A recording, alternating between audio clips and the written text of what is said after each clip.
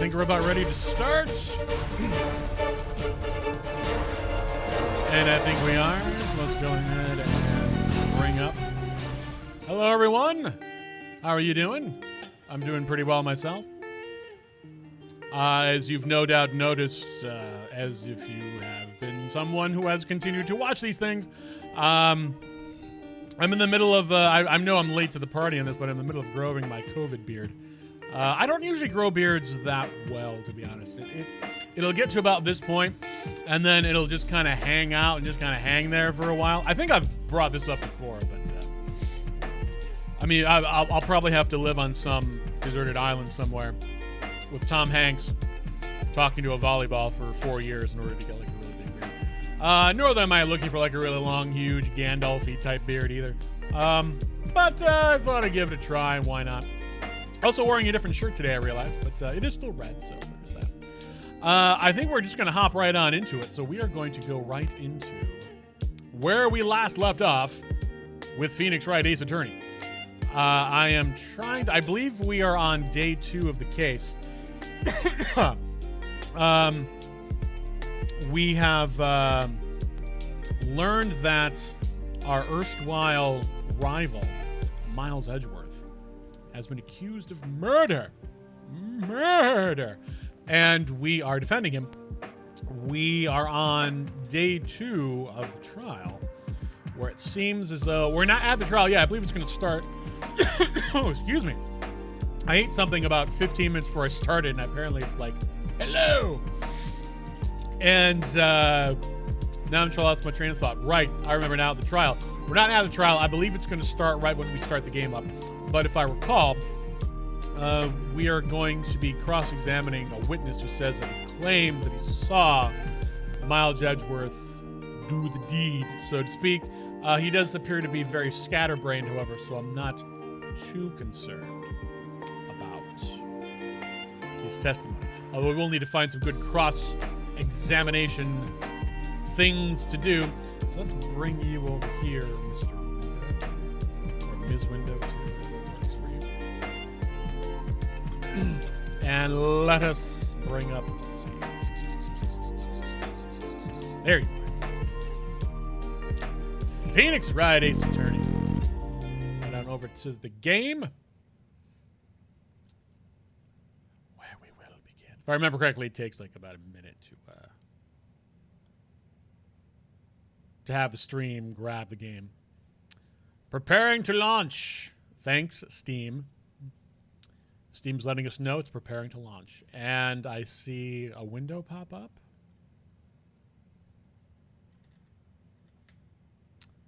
And press enter. No, I'm going to press the A button. You can't tell me what to do. All right. And look at that. Just like that. We've grabbed the game. I believe I'm in the right spot. I don't think I'm going to necessarily cover anything up. I think I've figured out a good place to be. But I'll take a look as I go through here.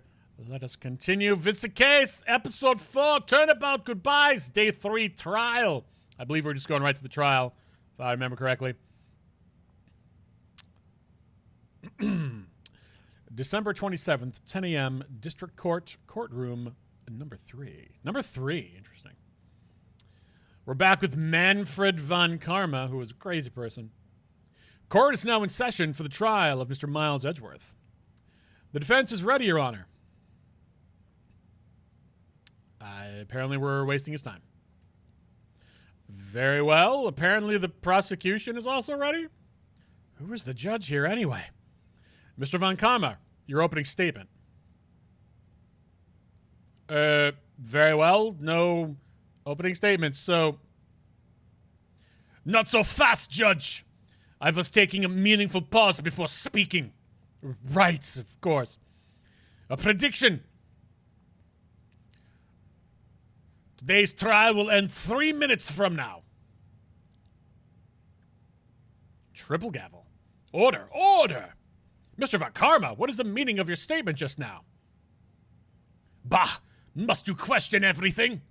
It will be over in 3 minutes. We have no time to waste. I'll call my witness now. Right. I call my witness, my decisive witness to the stand. It's that mysterious boat shop owner. It's the guy that's all kind of scatterbrained. Witness, state your profession. Yep. I'm the... I forget the name that I had. I forget the name. Forget the, not the name, the voice that I did. But I think I just did an old guy. I'm the proprietor of the restaurant, The Wet Noodle at Gold Lake. And I also rent boats. The night of the incident, you were in the boat shop rental shop, correct? Boat shop rental shop? That's how I talk. Yep, I was. Please testify. Wait a second. We still haven't heard who this old guy is. Yeah, raise an objection. Who is he? Wait a minute. The witness hasn't stated his name yet. Because I did not ask him, Mr. Wright. Bah! I've predicted this trial will end in 3 minutes. Stop asking trivial questions and cooperate. Yeah, right. The witness will state his name.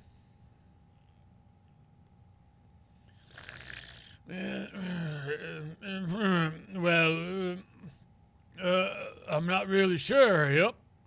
What do you mean? My memory. Your Honor, the witness does not remember anything beyond the last several years. Ergo, he cannot recall his own name. He can't recall, you say? Yes, but the incident in question took place 3 days ago. He can testify. Very well. Let's hear his testimony then, shall we? Witness? The night of the murder. It was the night of the 24th, just after midnight, yep. I was in the restaurant where I rent boats, as usual. Then I heard a bang, yep. When I looked out the window, I saw a boat just floating down the lake. Then I heard another bang. Just about then, the boat comes back to shore and a man walks by my window. Very well. I'd like to begin the cross-examination. There's nothing to question in my witness's testimony. Ergo, no need for a cross-examination. Besides, there are only 10 seconds left before our 3 minutes are up. Judge, your verdict, now. Yes, Mr. Wright? Yeah, cross-examine. No, don't cross-examine. Of course we're cross-examining. What are you saying? Of course I'll cross-examine the witness. Very well. You may begin. Excuse me, Mr. Von Karma. 3 minutes just passed. I see. Well, then, let's just take our time. You may cross-examine the witness. Cross-examination. All right, let's press. It was the night of the 24th. How do we know that? Just after midnight, you say? Yep, just about then. Are you sure? Pretty sure, yep. When I talked to you yesterday, you were rather vague about the time. I'm surprised you seem so sure about it today. I asked him, and he remembered. Isn't that right?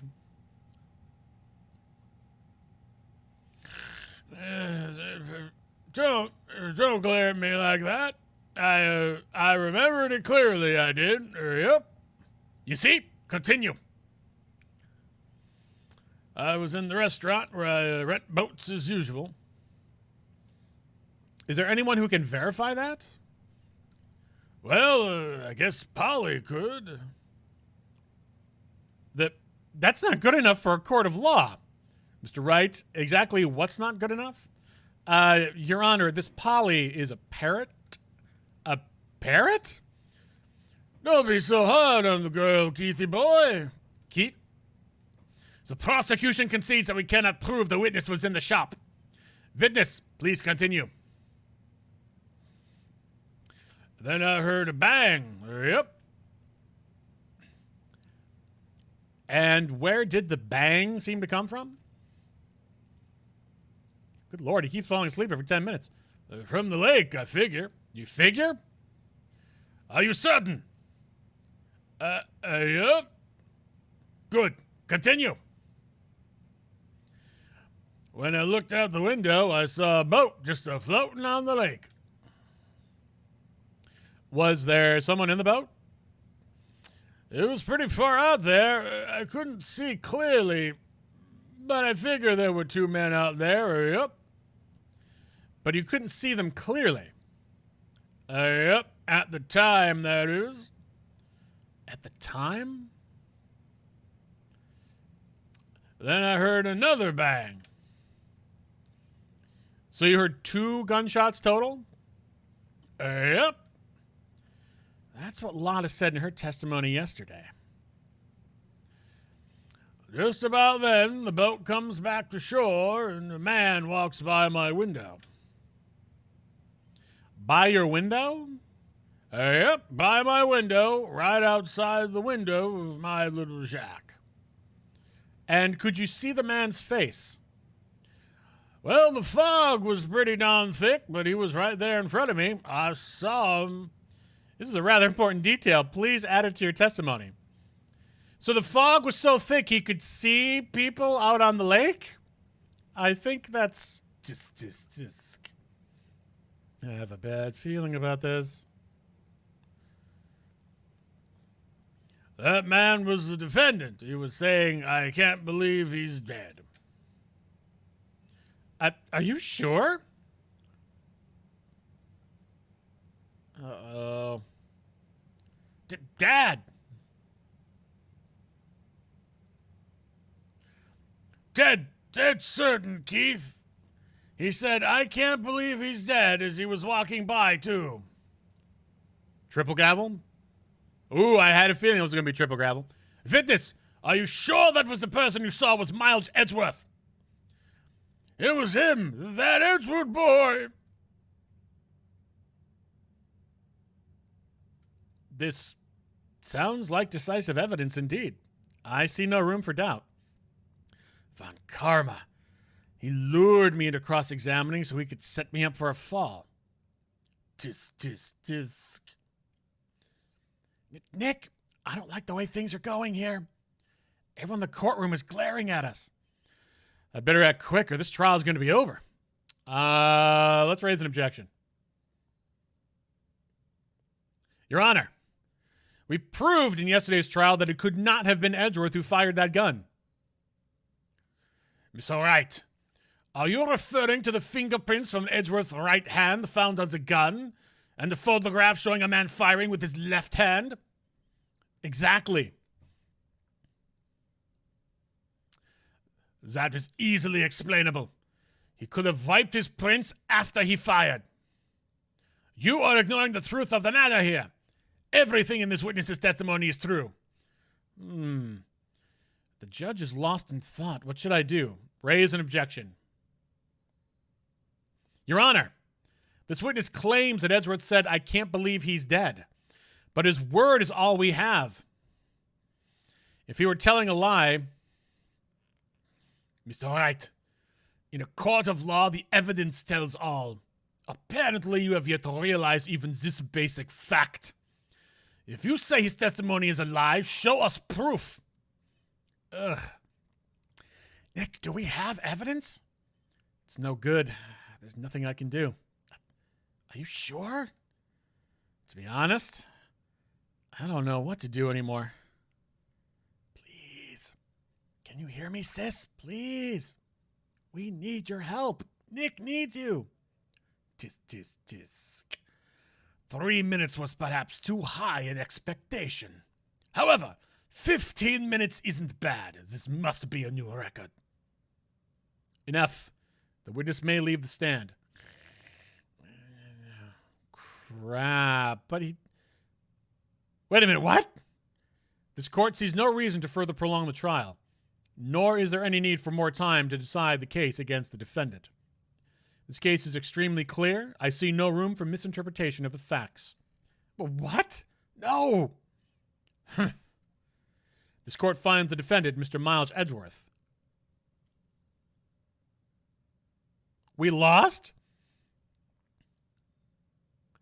The accused will surrender to the court immediately, to be held pending trial at a higher court within a month from today's date. That is all. This court is adjourned.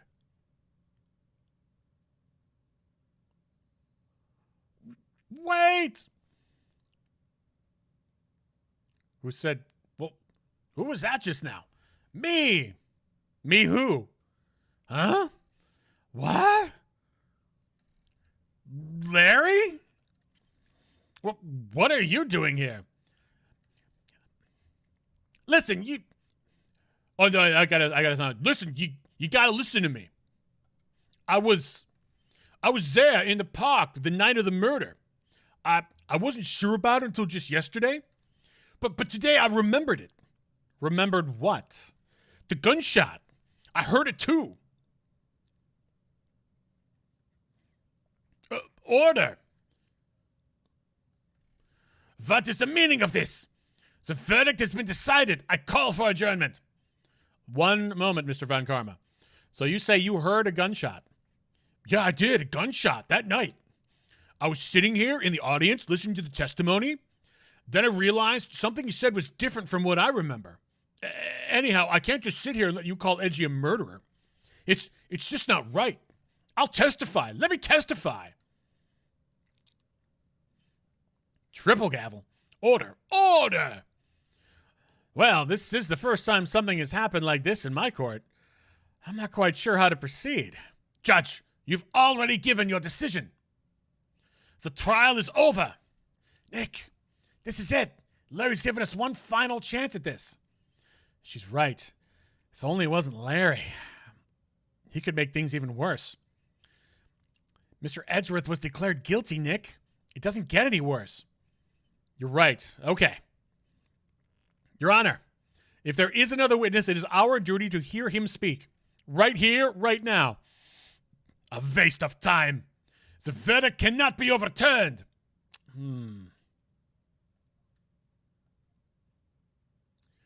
Allow me to speak my opinion. In all court proceedings, it is our duty to prevent an inaccurate verdict. In order to make sure no mistake has been made, every witness should be heard. What is this? I withdraw my previous verdict of guilty. Whew. Triple gavel. Mr. Von Karma, I order you to call this new witness to testify. Now. What? The court will adjourn for a 5-minute recess. After that, we will hear this new witness. Court is adjourned. I thought we had done something wrong for a second. I thought we had screwed the pooch. December 27th, 10:28 a.m., District Court, Defendant Lobby, number 2. Whew. That was too close.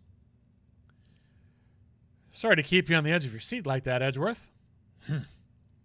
I've seen worse.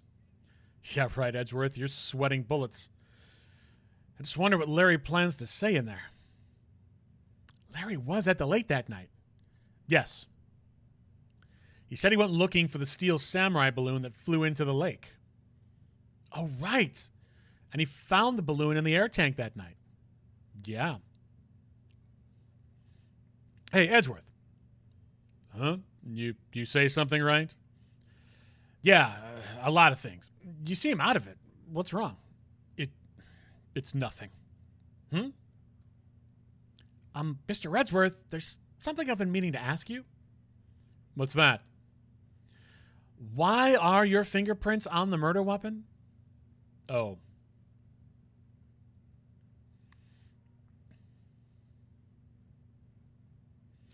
When he fell into the lake, I went into a daze. I couldn't understand what had happened. I couldn't think straight. Then I saw the pistol lying on the floor of the boat in front of me. I picked it up without thinking. I didn't have a reason, really.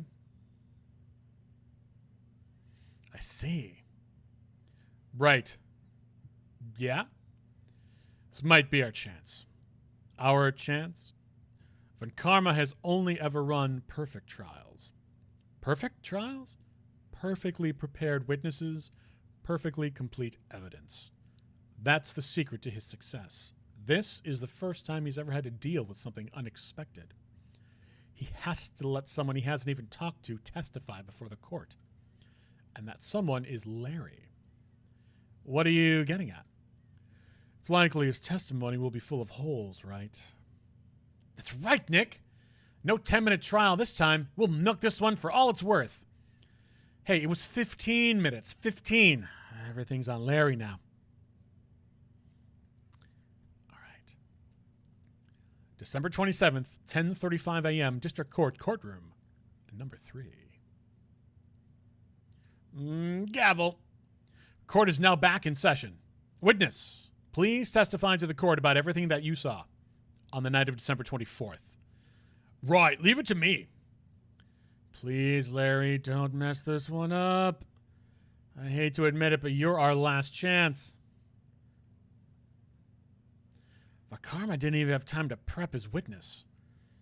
I just hope Edgeworth is right about this being our big break. The night of the murder. That night, I was out in a boat on the lake. I was looking for something, and I found it. Yeah, we'll leave it. Yeah, that's perfect, Desmond. Totally fine. Yeah, I was looking for something.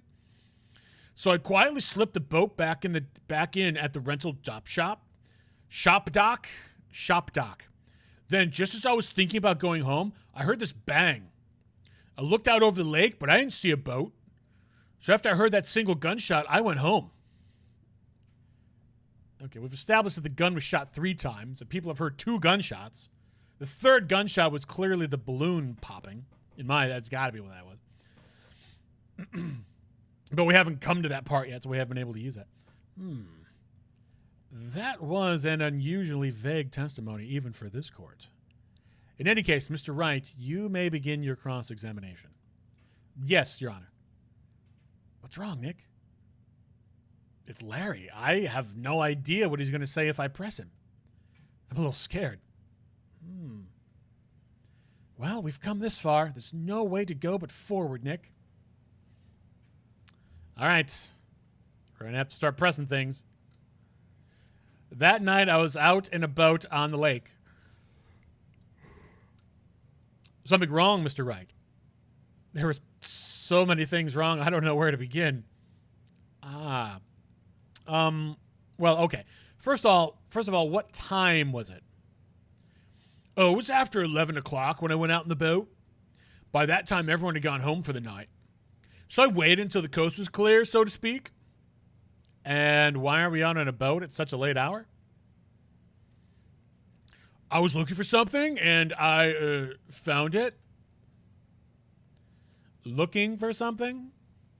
Yeah. Mr. Butts, what was it that you were looking for? What the witness was searching for is irrelevant. Irrelevant. Can't speak with German accent. Most likely he was hunting for this Goldie. That's surprisingly close to the truth in a sense. This is all irrelevant.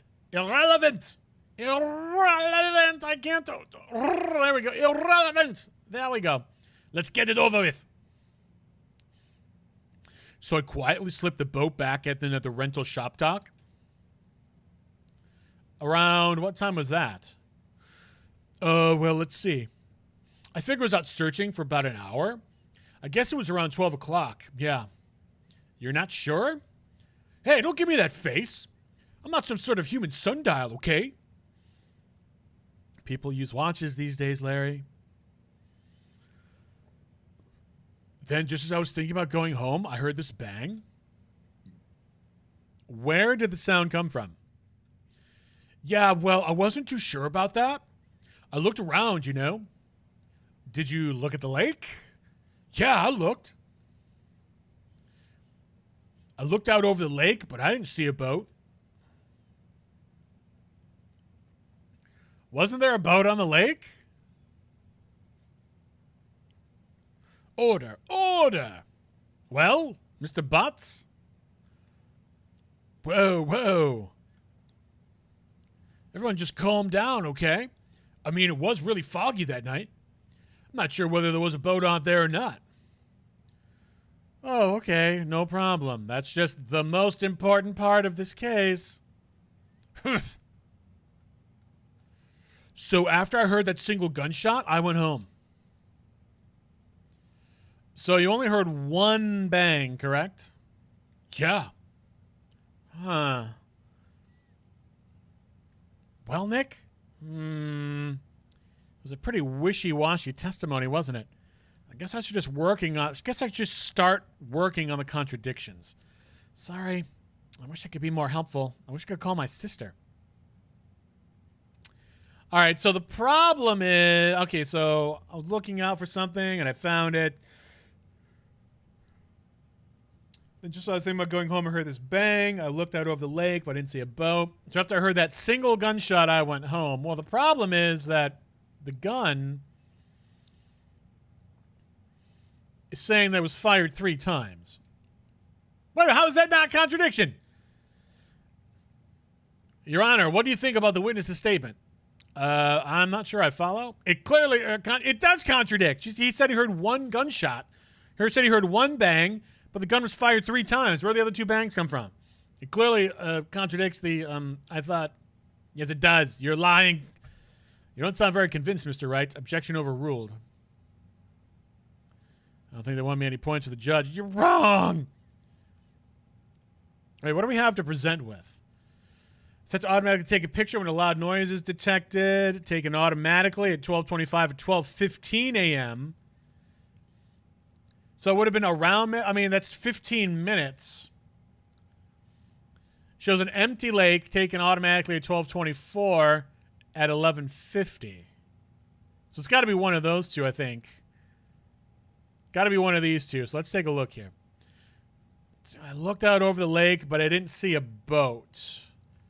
And just I was saying, what time did he say it was? So I quietly slipped the boat back at the rental shop. I was looking for something, and I found it. That night I was on a boat on the lake. I was looking for something, and I found it.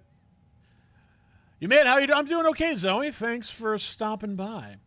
So I quietly slipped the boat back in at the rental shop dock. And so I was thinking about going home. I heard this bang. Looked out over the lake, but I didn't see a boat. Well, there's...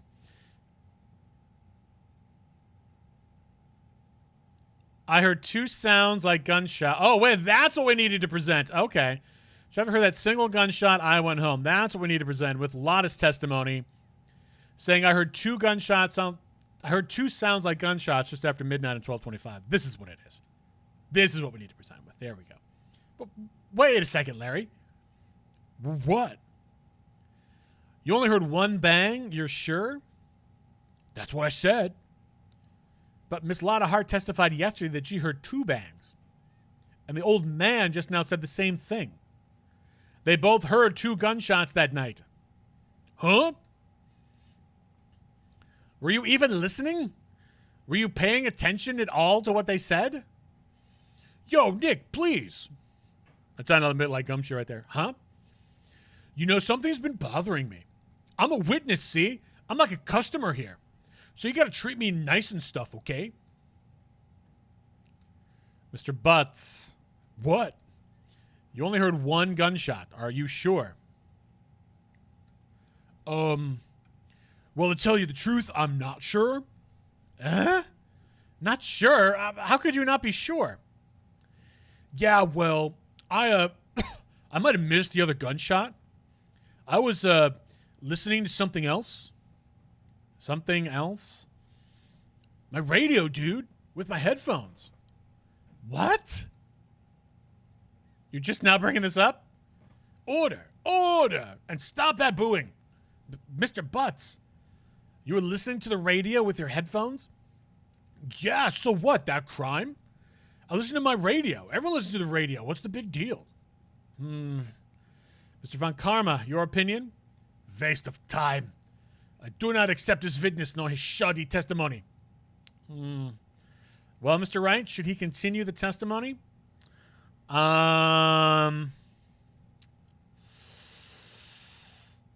going to let him continue just because, you know, if Von Karma doesn't like it, I feel like it's got to be a good thing. Your Honor, please Please allow the witness to continue his testimony. Bah! Nothing is more pitiful than a lawyer who doesn't know when he's lost. Very well, Mr. Butts. Please give your testimony and be sure to include details like your radio. Right, leave it to me. I wouldn't if there was any other way out of this, believe me. Yeah, because we got to find something. He's our last hope, so we got to let him testify. What Larry heard. It's lonely being alone on Christmas Eve. That's why I was listening to an all-request show on the radio, see? I was listening to it real booming loud like. But I'm sure I heard that gunshot. I remember exactly what the DJ was saying when I heard it too. You were listening to your radio at a high volume? Yeah, what's the big problem? Can a man listen to his radio in peace? Isn't this a free country? I truly believe Larry has no idea what the problem is here. Judge, can you believe a word this witness says? What he heard was probably nothing more than a drumbeat from the radio. True enough, it is difficult to believe this testimony. Wait, Your Honor, the witness said he remembers exactly what the DJ said when he heard the gunshot. Excuse me? DJ? An announcer, the guy who says things on the radio, also could be a girl, also could be non-binary. Anyway, what this means is when he heard the sound, no music was playing. The DJ only talks between songs, so he could have heard the gunshot from the lake. I'd like to cross-examine the witness, Your Honor. Very well, Mr. Wright. I can't believe I'm continuing the charade. Cross-examination. It's lonely being alone, Chris. Why were you alone? So you turned on the radio? Right. I just wanted to hear someone's voice, you know. You don't know what it's like out there. Alone on Christmas Eve. Alone. I shouldn't have said anything. That's why I was listening to an all-request show on the radio, see? Do you by any chance remember the name of the program you were listening to? This has nothing to do with the case, Your Honor. Objection sustained. The witness was listening to the radio. That is all we need to know. Tell us, Mr. Butts, how loud was your radio set to that night? I was listening to it real booming loud like. Real booming loud? Yeah, you know. And you had headphones on? Yup. I wouldn't think you could hear anything going on outside at all. But I'm sure I heard that gunshot. Can you prove that? No, of course you can't. Nah, I can't prove it. But I remember that moment real clear. I mean, while I was talking about it, it came back real clear to me, you know? I remember exactly what the DJ was saying when I heard it too. Well, what did he say? What did she say? Mr. Wright, please cease these pointless questions. What possible good could knowing what a radio DJ said do us? Indeed, Mr. Von Karma has a point. I'll allow the question only if you see some reason why we should care. We should care. Because it'll help prove that he was actually there at the time. Why? Well, how do you know if we don't ask, huh? Fine, very well. Mr. Butts, please testify to the court. What was the radio announcer saying when you heard the gunshot? Just when she said, hey, it's almost Christmas, I heard the gunshot. Are you sure? Of course I am. She had this real sexy voice. Maybe Von Karma was right. I'm not sure that helped us at all. It did. Unfortunately, contradicts his testimony. Which, you see, it says, so she's saying that the gunshot happened just before, but the gunshot happened at 12:15. This is the most ludicrous testimony I've ever heard. But there was one gleaming ray of hope in there. I've got to press it until we get to the bottom of what happened. So, okay, here's the problem that I'm seeing. So I was listening to all our questions on the radio. I was listening to it real booming loud like, but I'm sure I heard that gunshot. I remember exactly what DJ was saying when I heard it. Just when she said, hey, it's almost Christmas, I heard the gunshot. So that was just before midnight. But we've got multiple things here lot of deposition. I heard two gunshots. I heard two sounds of gunshots just after midnight, 12:25, or shows an empty lake, or the testimony that shows taken automatically at 12:25 or 12:15. So it could be one of these. It could be that one, but we're going to try the testimony because a lot of said she testified just after midnight, or as Larry is saying, just before midnight. You're correct. Okay, good. Larry, are you absolutely sure what you're saying is correct? Huh? What's with the face? You look scary, dude. Hey, if you're trying to scare me, you better know I don't scare that easy. Is something the matter, Mr. Wright? Your Honor, did you just hear what the witness just said? The DJ said, hey, it's almost Christmas time when he heard the gunshot. Indeed. And? Almost Christmas means it wasn't Christmas. Do you realize what this means? When he heard the gunshot, it was still Christmas Eve. That would seem to be the case, yes. But that contradicts the two testimonies we have heard so far, Your Honor. Both Ms. Hart and the old man said it was after midnight when they heard the shots. In other words, when they heard the gunshots, it was already Christmas. This is a clear contradiction, Your Honor. Triple gavel. Order. Order! What does this mean? The two prior witnesses heard gunshots after midnight. However, this witness says he heard a gunshot before midnight. Judge, the answer is simple.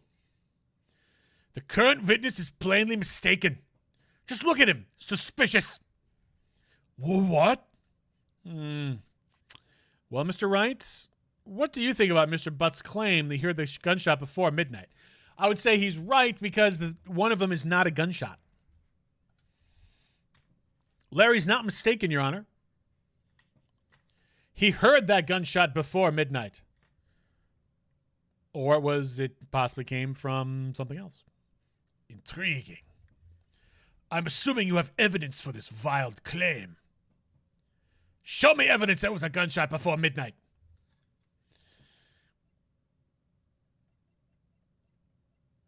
Fired 3 times. Oh, right there, the lake photo taken automatically at 12:15 taken automatically at 12:25 at 12:15 a.m. So there, you can clearly see there is a gunshot being done right there at 12:15, which is Christmas, which is after midnight. I have a favorite saying. I'd like to share it with the court. Youth and stupidity go hand in hand. Get rid of both, and I'll allow you to show me this rubbish you call evidence. In other words, I picked the wrong evidence. What are you talking about? You picked the right evidence. I can tell from your face you haven't learned your lesson. Very well. Try again. Show us your evidence. Show me evidence there was a gunshot before. Oh, before midnight, not after midnight. Oh, good Lord. Gunshot before midnight. Okay.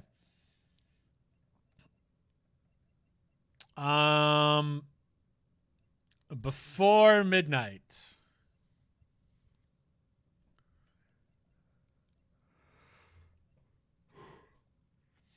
All right. Before midnight?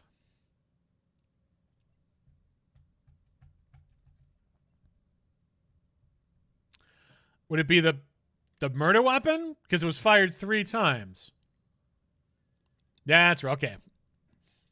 This is my evidence. The murder weapon? Something about this pistol was bothering me, Your Honor. Something has been bothering me since the very beginning of this trial, but finally we're bringing it up. Both of the witnesses who had testified yesterday heard 2 gunshots. However, the murder weapon was fired 3 times. When then was the last shot fired? Only now have I realized the truth. That 3rd shot was the shot Larry heard just before midnight. Order! Order! I guess that would make sense out of yesterday's testimonies. Bah! You waste our time again with your empty statements. Yes, the pistol was fired 3 times. But do you have any proof that it was fired before midnight? Do you have proof the witness didn't just think he heard something? Indeed. Well, Mr. Wright, there's no turning back now. Do you have evidence that proves there was a gunshot before midnight? Do you have evidence that proves Mr. Butts wasn't just hearing things? All right. Before midnight. That's before midnight. That's after midnight.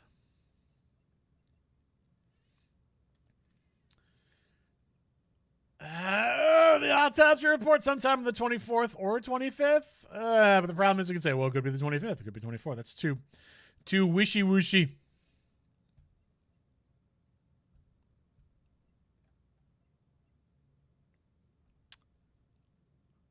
Well, the parrot have heard anything?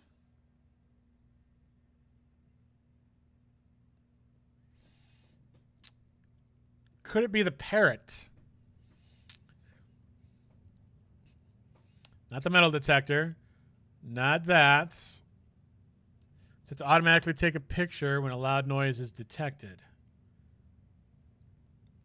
Shows an empty lake taken automatically on 12:24 at 11:50. So the camera is meant to automatically take a picture when a loud noise is detected. If it took a picture at 11:50, the loud noise would have to be that, right? Look at this photograph. This was taken by our witness yesterday, Ms. Lotta Hart, with her automatic camera. The timestamp on the photo reads December 24th, 11:50 p.m. Oh yeah? Huh. But there's nothing on the lake in this picture. Your Honor, the real issue here is not why nothing is shown in this photograph. It is why this photograph exists at all. What do you mean? Your Honor, this photograph was taken by an automatic camera. That camera was set to go off in response to loud noises. Aha! Correct. There was a loud noise on the lake at 11:50 p.m. That is why this photo was taken. In other words, there was a gunshot at the time that Larry claims. Triple gavel? Nope, just one. Order! Order! That would make sense of the evidence we've seen so far. However, this leaves me wondering exactly what did happen that night on the lake. Exactly. If this is true, there were two sets of gunshots separated by 25 minutes. One at 11:50, another at 15 minutes after midnight. Why, I ask you? Why? I better think of something quick. Wait a second. Gunshots separated by 25 minutes? What's wrong, Nick? I have it. Huh. Remember the case with the Steel Samurai? Yeah, of course I remember. The murderer in this case had the same idea as the murderer in that case. What do you mean? Maya, yes? If we don't figure this out now, we'll never overturn Edgeworth's guilty verdict. I've got a hunch and I'm going to run with it. Right. I mean, is this safe? Safe? We've already gotten a guilty verdict. We have nothing to lose. You just watch and let me know if I say anything that sounds fishy, okay? Right, Nick. Your Honor. Yes, Mr. Wright? Pardon me. The testimony just now has cleared up this entire case. Triple gavel? What do you mean, Mr. Wright? Tisk, tisk, tisk. So you finally realized the truth. There can be no other murderer here than Miles Edgeworth himself. No. Wrong, Von Karma. A man was shot that night, but it wasn't Edgeworth who did the shooting. Listen, rookie. Take a deep breath and consider the facts. At the time of the murder, one boat was on that lake. This was shown by the witness's photograph. The defendant, Edgeworth, and the victim, Robert Hammond, were on that boat.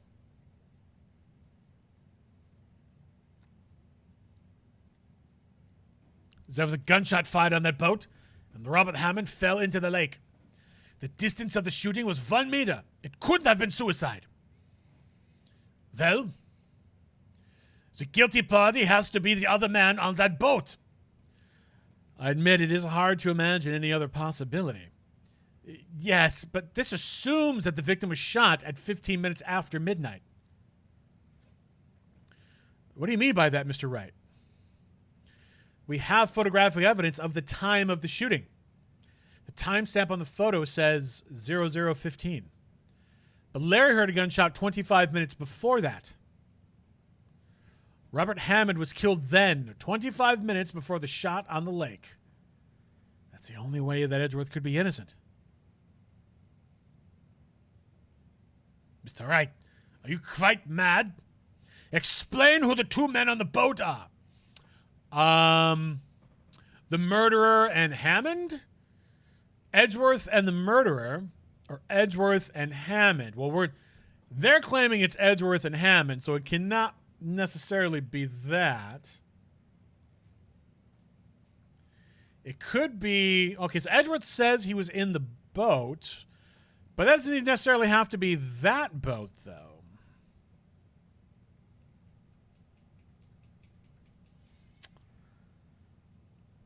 So I'm going to guess Edgeworth... Oh, no, it'd be the murderer in Hammond. Well, it's got to be the murderer in Hammond, right? No, it could still be Edgeworth and the murderer. Could be Edgeworth and... So he says he was in the boat. Robert Hammond was in the boat. So that means the murderer... It still has to be Edgeworth and Hammond. So the murderer was not on the boat then. I'm going to say it's this. Miles Edgeworth and Robert Hammond.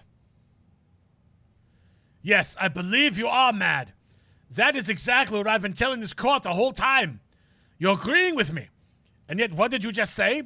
That Robert Hammond had been killed 25 minutes before the shot on the boat? Yes, that's what I said. I was just testing you, Von Karma. Oh, crap. I screwed that. Mr. Wright, your client has already been declared guilty once.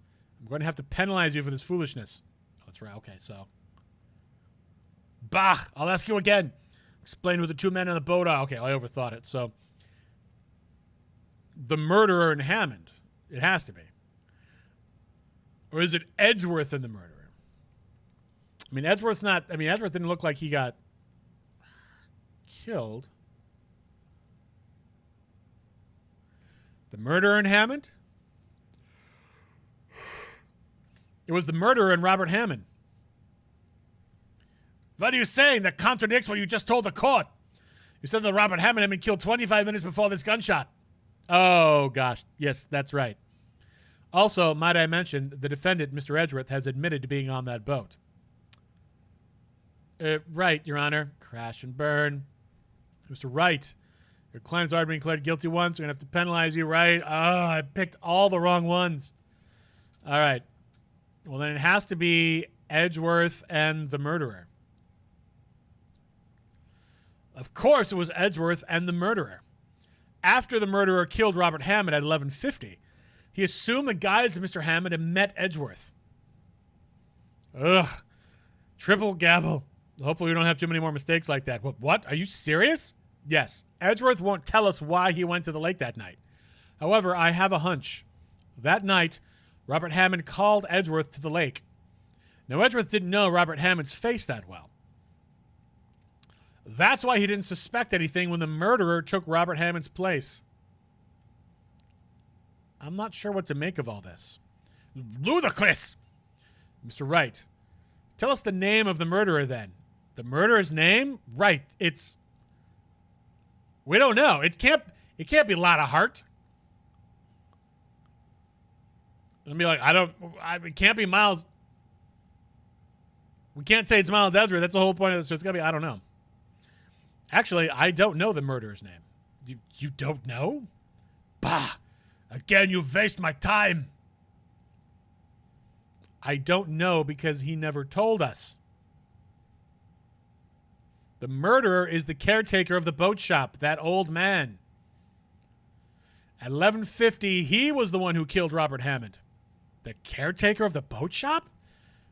Where did he do this? There weren't any boats on the lake then. Why would he have to go all the way out on the lake just to shoot someone? May I suggest that the real scene of the crime was not on a boat? What?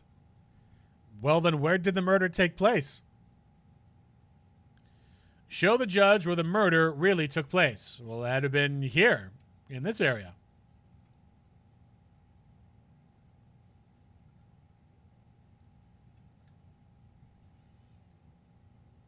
Here, of course, the boat shop where he lives. That way he could meet with the victim without anyone seeing. Exactly.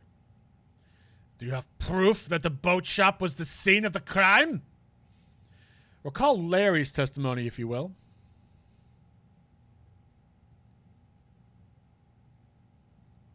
That night he was out on the lake in a boat searching for something. He finds it and returns the boat. Then, just as he's starting to head for home, he hears a gunshot. He heard a gunshot, Your Honor, even though he was wearing headphones at the time. In other words, the gunshot was very, very close by. And where would that be if he had just returned a boat? The boat shop. Mr. Wright, what happened that night on Gourd Lake? Please tell the court from the beginning. Yes, Your Honor. Nick, are you sure about this? Not really. But I think if I start at the very beginning and I take it slow, I just might be able to figure this out. That night, the caretaker of the boat shop called Robert Hammond to his shop.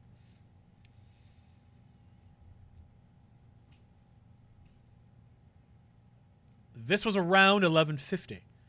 That was when the gunshot that Larry heard was fired. After that, the caretaker put on Robert Hammond's coat. He became Robert Hammond. Then he got into the boat with Edgeworth and went out into the middle of the lake. Then who fired the pistol on the boat, Mr. Wright?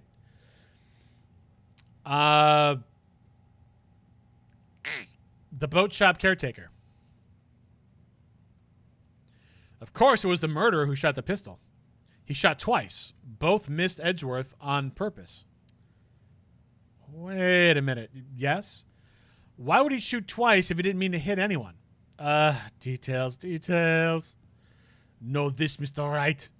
The moment you run out of explanations is the moment you lose. Tell us why the murderer had to fire twice. To create a witness. I believe he shot twice to create a witness, Your Honor.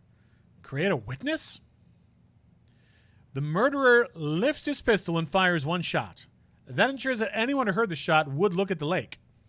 Indeed, Ms. Hart did exactly that after hearing the first gunshot. Next, the murderer waits a bit, and then he fires again. Then,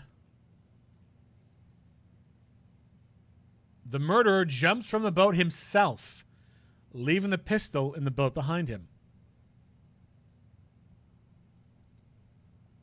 I see. Someone looking from the edge of the lake, it would appear that one of the men on the boat had shot the other. The murderer didn't know about the automatic camera, of course. That's why he shot twice, to draw attention to the boat. Once you realize that, everything else falls into place. The boat shop caretaker swam back to his shop. Then he put Mr. Hammond's wet coat back on the body and threw the body into the lake. This is what happened, Your Honor. Except we don't really have any proof, though. These are the events that transpired that night on Gourd Lake. We just have a hypothesis. We don't have any necessary proof. Bailiff, bring out the witness from before. The boat shop caretaker. Quickly. Triple gavel.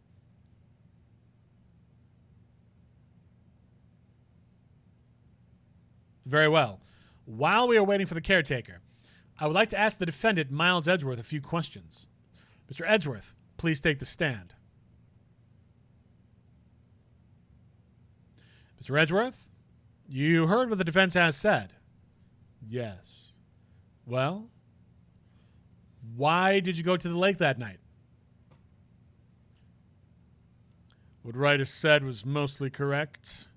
Astonishingly so, actually. Yes. Several days ago, I received a letter. The letter was signed Robert Hammond. He asked me to come to the boat shop by the lake at midnight on Christmas Eve. He said he had something very important to discuss with me. Something important? I'm sorry, I can't say what it was. Your Honor, sir. Bailiff, we are conducting a trial here. I ask that you remain quiet. The witness has disappeared. He isn't at the boat shop either. What? What should I do? Find him, quickly. We cannot allow him to get away. Triple gavel. Mr. Von Karma, your witness has disappeared. A search warrant has already been issued. It goes without saying that I cannot declare a verdict under these circumstances. I will extend the trial until tomorrow, the final day allowed. I request that the police department utilize all its forces to find that witness. I understood. One more thing. Just who is that boat shop caretaker? I think his identity has become very important to this trial. I want him, and I want to know who he is. Very well. Court is adjourned. I survived another day. December 27th, 1:22 p.m., District Court, Defendant Lobby, number 2. Yay, Nick, you did it! Yeah. Well, at least we got out from under that guilty verdict. And what about Larry? That was something else. Even Von Karma didn't know what to do with his testimony. Larry really helped us out. Sure, once I sifted through his unique testimony. Still, he did save us. I just wish our cases weren't so down to the wire all the time. I know what you mean. Sometimes I feel like it's us on trial instead of our clients. Hey, Edgeworth. Mr. Edgeworth? Did you say something? Don't look so pained. I mean, it looks like you're probably going to get off the hook. You could try to smile just a little. Relax. I'm sorry. I don't know how to smile. I'm sorry, but I fear it's not over for me yet. What do you mean? Right. There's something that's been troubling me for a long time now, and I don't know whether or not to tell you. Edgeworth? No, there's so little time left. I want to tell you, get off my chest, but I can't make up my mind. What is this about, Edgeworth? It's a nightmare I've had. A memory of a crime that I committed. A crime you committed? A memory of a murder. To be continued. And you to save the game. No, we don't want to override. We just want to... Okay, there we go. I was like, why can't I go back? December 27th, 2:11 p.m., Wright and Company Law Offices.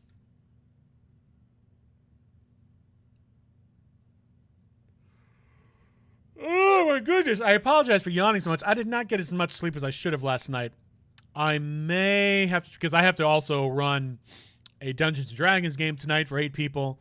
I might have to not play as long as I anticipated today and try and take a nap. But anyway, let's press on forward. What was Mr. Edgeworth talking about?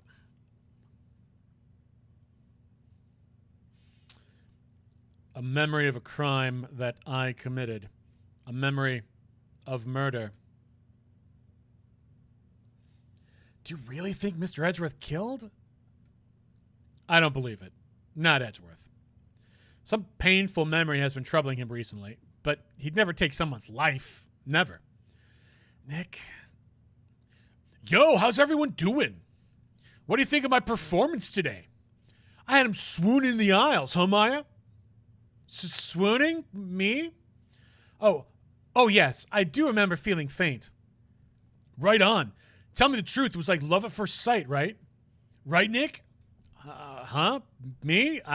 Well, maybe my heart skipped a beat or two. I think you can do better than that. Come on. I saved Edgeworth in there, dude. Edgy. You guys should be bowing before me. Yeah, bow before your hero. Larry, you really helped out in the trial today. You did. If you weren't there, Larry, I'm sure Mr. Edgeworth would have been found guilty. But seriously, Nick, that boat shop caretaker guy is pretty suspicious, but Edgy ain't off the hook yet. Way to spoil the mood, Larry. Hey, I'm just a guy sitting in the audience, you know? But from where I was sitting, Edgy seems pretty edgy. I mean, can you really know he's telling the truth about that night? Nick, I don't know. But what I do know is I'm going to believe in you two until the end. Us two? Edgeworth and who else? You mean me, right? Nah, he means me, right, Nick? Yeah, you, Larry. Not me.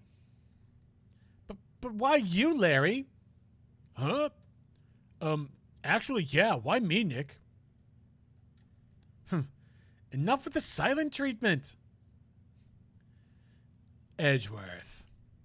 Nick, why do you trust Mr. Edgeworth so much? I mean, he's changed recently, true, but when we first met him, he was kind of a jerk, don't you think? You didn't know him back then. Back when he wanted to become a defense attorney? Wait, was that when you two were classmates? Yes, in grade school.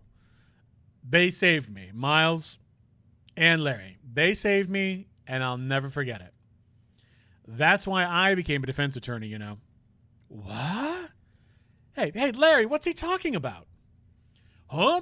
Oh, sorry. I kind of forgot. Okay, Nick, out with it. I'm going to hear this story today, and that's final. Okay. It's kind of a long story, so hang in there. I guess we're going to hang in there then.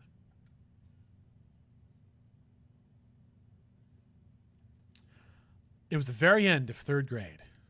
I was on trial, a class trial. Sorry, someone just texted me something real quick. Give me just half a second.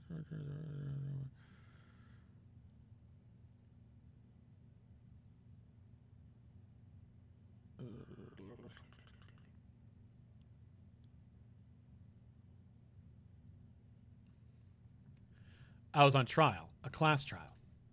A class trial? Let's talk about the class trial. You remember, Larry? Spring, end of third grade. A kid in our class got his lunch money stolen. Lunch money? Our school was really small. Every month, kids would bring in an envelope with money for lunch from home. Oh, I see. Anyway, this kid's envelope disappeared with $38 still inside. Oh, yeah, now that you mention it, I do remember that. I can see why you'd forget, though. You were out of school that day. Anyway, the envelope had been stolen during PE class. I was coming down with a cold, so I'd skip PE that day. I was the only one not in class. So they thought you did it. Yeah, the kids in class said I should be put on trial. Trial? So the next day we held a classroom trial with me as a defendant. That is not how things like that work. It's the principal that handles all that. Or your teacher, one, and the principal, two. I didn't do it. Guilty. He did it. Guilty. It was you, thief. Give the money back. You're such a meanie. No one will play with him. Just admit you did it. You can't hide the truth. Now, Phoenix, you know you shouldn't steal people's money. It's not right. In the end, even the teacher thought I'd done it. Go over and apologize, Phoenix. Well, even then he had spiky hair. I didn't know what was happening. I was so sad, I couldn't stop crying. Everyone's staring at me like I'd done it. I tried to apologize. I went to where the boy whose money had been stolen was sitting. That's when it happened. He shouldn't have to apologize. The only thing that belongs in a trial is evidence. Anything else has no place. You should all be ashamed. Amateurs. Miles? Wow, he was wearing a bow tie back then in third grade? It wasn't you who stole my money, was it? No. Then you shouldn't apologize. Everyone's been shouting you didn't, but no one has any proof. That is why, Your Honor, this boy is innocent. But Miles, it was your money that was stolen. Yeah, he did it. He's the one. We don't need proof. Make him say sorry. Why don't you all just shut up? This is always how it is. Everyone ganging up and picking on one person. I thought you said he was out of school that day. Oh, the trial the next day. Okay, that's right. Just think how he feels. He says he didn't do it, so he didn't do it. I forgot he was not there the day it got taken. He was there for the day of the trial. Very well. I will replace the money myself. This class trial is over. That's how it happened. After that, the three of us were the best of friends. Wow, I had no idea. Yeah, I had no idea either. I mean, I forgot.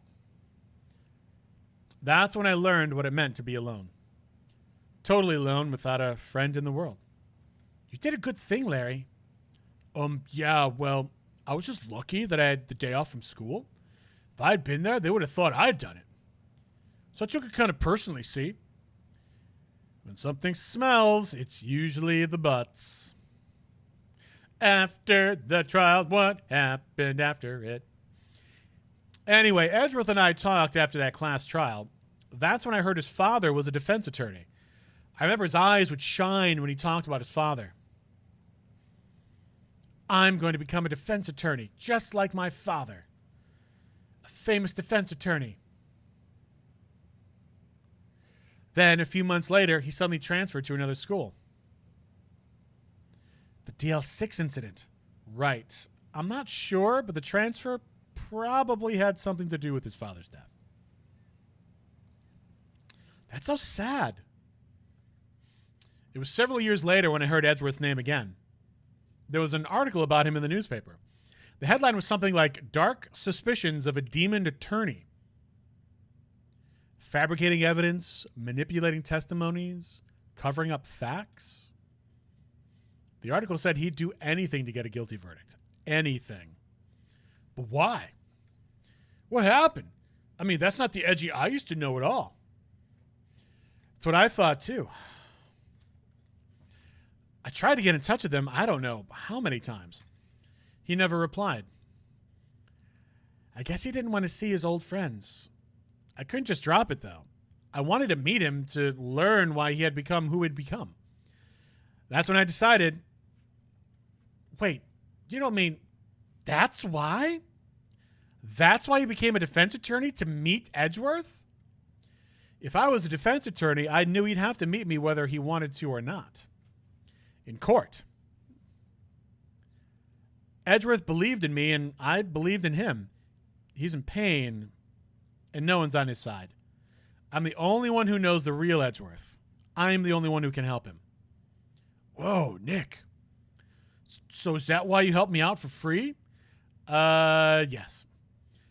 I helped you because I believed in you. Except I don't remember saying I'd do it for free. Oh, Nick. We have to save Mr. Edgeworth if it's the last thing we do, okay? Right. May very well be. First, there's that rental boat shop caretaker. We need to find out who or what he is. I'd settle for who. I guess I can clean out some of this evidence I no longer need. Okay, let's go. Let's go to the...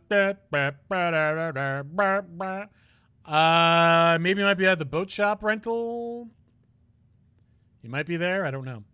December 27th, Gourd Lake Park entrance. Hey, pal. Long time no see. Oh, Detective Gumshoe. Close one today, eh? I got so worked up I snapped my thigh in half. Sorry about that. No problem, pal. Thanks to you, we now know who really did it. You mean the boat shop caretaker? Look, I'll make you a promise.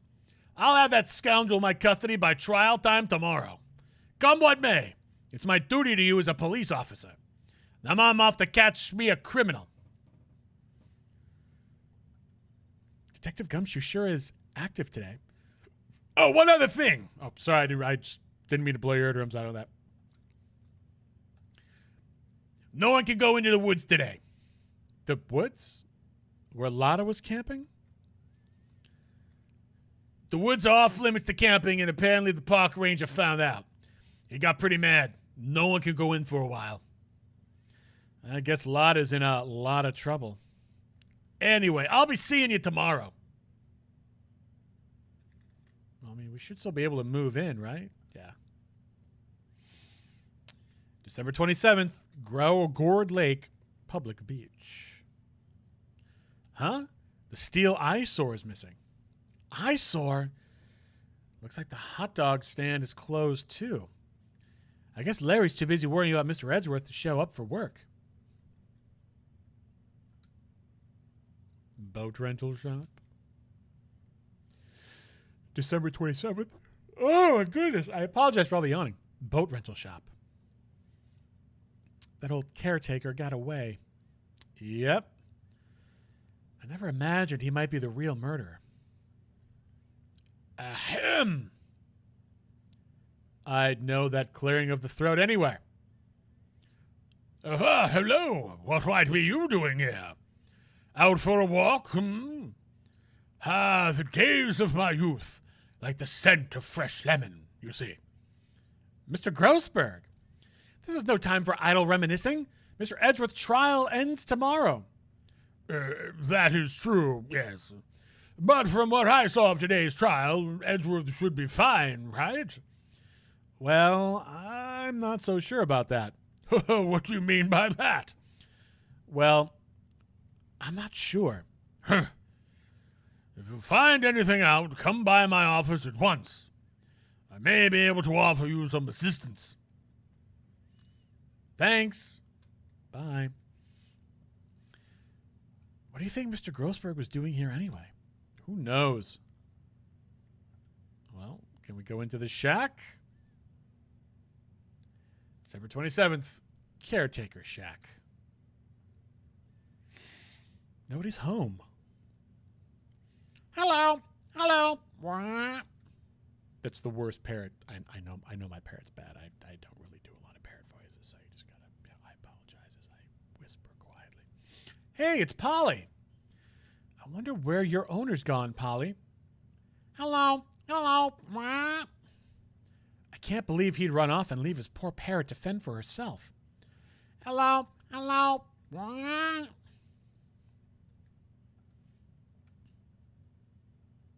Can we examine the parrot? Maybe I should take care of Polly, Nick. You probably shouldn't just kidnap her. The police know about her anyway. I'm sure they'll do something. Well, okay.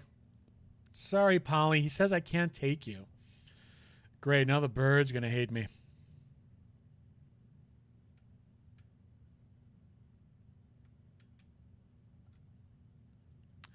Everything's cold. Looks like he didn't turn his heater on.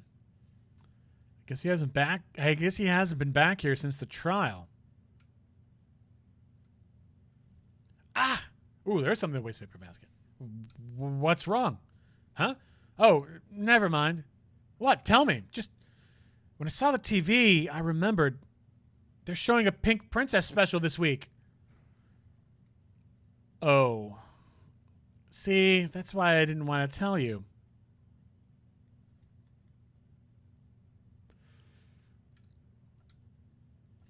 That fishing pole looks expensive. Maybe we should bring it to Detective Gumshoe. Don't you think the caretaker would mind? Well, we can just leave him the metal detector in exchange. Maybe we better not.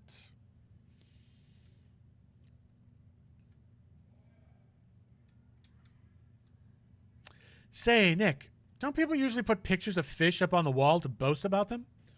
Yeah, I guess so. You mean pictures of the fish they caught, right? Right, but don't all the fish on the wall here look really puny to you? Well, you know what they say. You should have seen the one that got away. Except the one that got away from us was the caretaker, and we did see him. Why do I feel like we're having two different conversations here?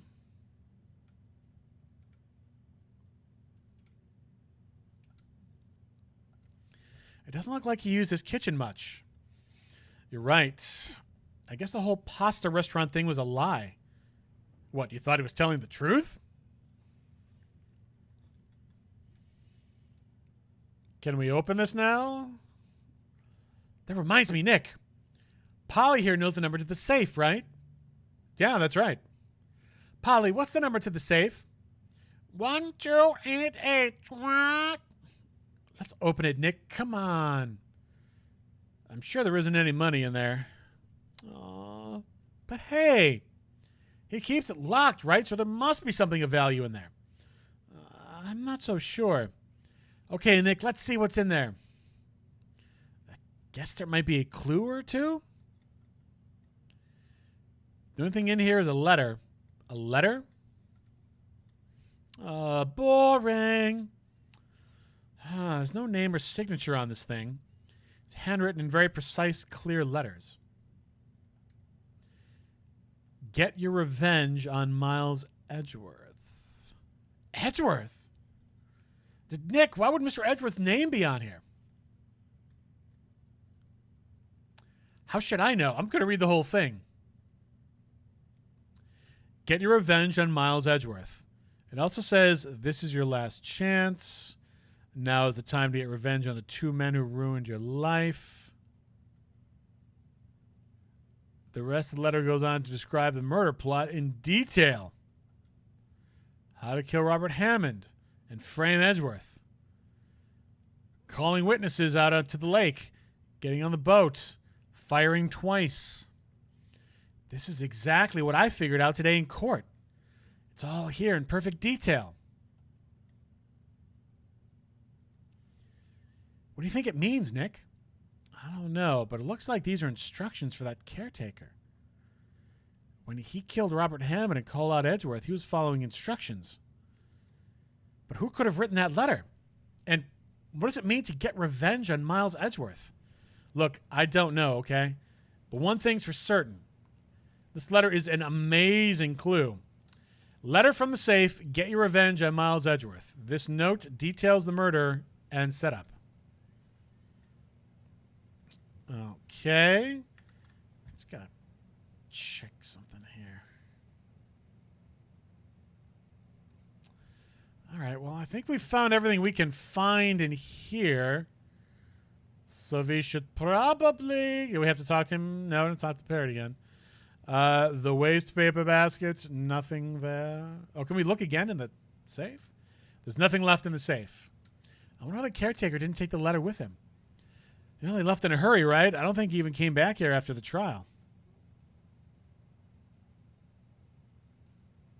Oh, there we go. Let's try to highlight something. Move back to the boat rental shop.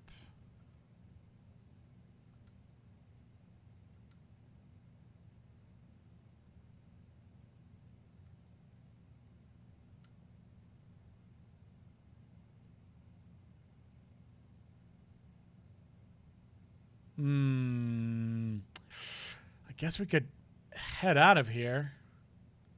Some other places we can talk. Like the Criminal Affairs Department, maybe? December 27th, Police Department. Criminal Affairs. Looks like Detective Gumshoe hasn't gotten back yet. Gumshoe? He won't be coming back today. Oh, really? He said there was some guy he had to arrest by tomorrow. The boat shop caretaker. He shouted something about catching him if it's the last thing I do, pal. Good luck, Gumshoe.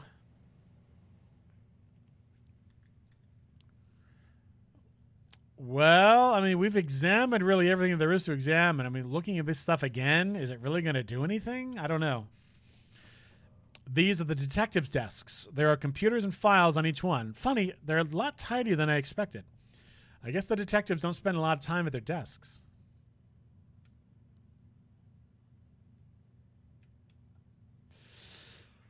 Ugh. That must be one of the detectives. He's mumbling something to himself. Please, think about what you're doing, Jolinda. Don't take my Tommy away from me, no? Must be doing some image training for a nasty divorce argument. This must be the chief of the detectives here. He's glued to his computer screen. What? That's not possible. The world ended yesterday? He must be reading predictions for the future on somebody's homepage.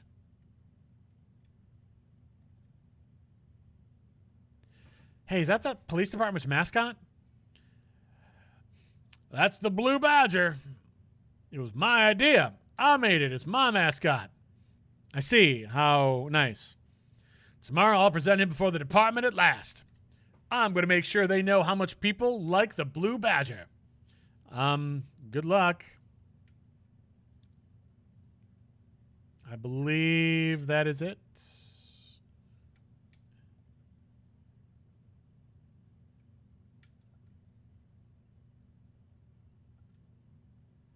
Good Lake. Huh. I feel like we're missing something. We clearly are. Detective 27, December Center, visitors room. Oh, God. Oh, God. You look as grim as always. Mr. Edgeworth, I heard the story about the class trial. Class trial? What do you mean? You don't remember? No, I don't. Your lunch money was stolen, wasn't it? In 3rd grade? Lunch money? Oh, right. Yes, I seem to remember something like that. Nick, I think you're not the only one who really remembers. Well, it probably really mattered to me anyway. Mr. Edgeworth, didn't you know? That trial was the reason Nick became a defense attorney. Ridiculous. Gee, thanks. That said, it does sound like the kind of thing you'd do. You haven't changed a bit, have you, Wright? So simple. To a fault, even. Well, maybe, yeah, but I think you changed too much, Edgeworth. Perhaps. Why prosecute instead of defend? Hey, Edgeworth, why did you become a prosecutor anyway? You used to look up to your dad. You said he wanted to be a defense attorney, right? I couldn't let myself deny reality like you. What do you mean? My father was taken from me and you want me to defend criminals? I'm sorry, Wright, but I'm not that good of a person. One suspect was apprehended in your father's murder, right? Yes. The man trapped in the elevator with my father. His name was Yanni Yogi. He had to be the shooter any way you look at it. Yet, he was found innocent. That defense attorney got him off the hook. That would be Robert Hammond. On that day, 15 years ago,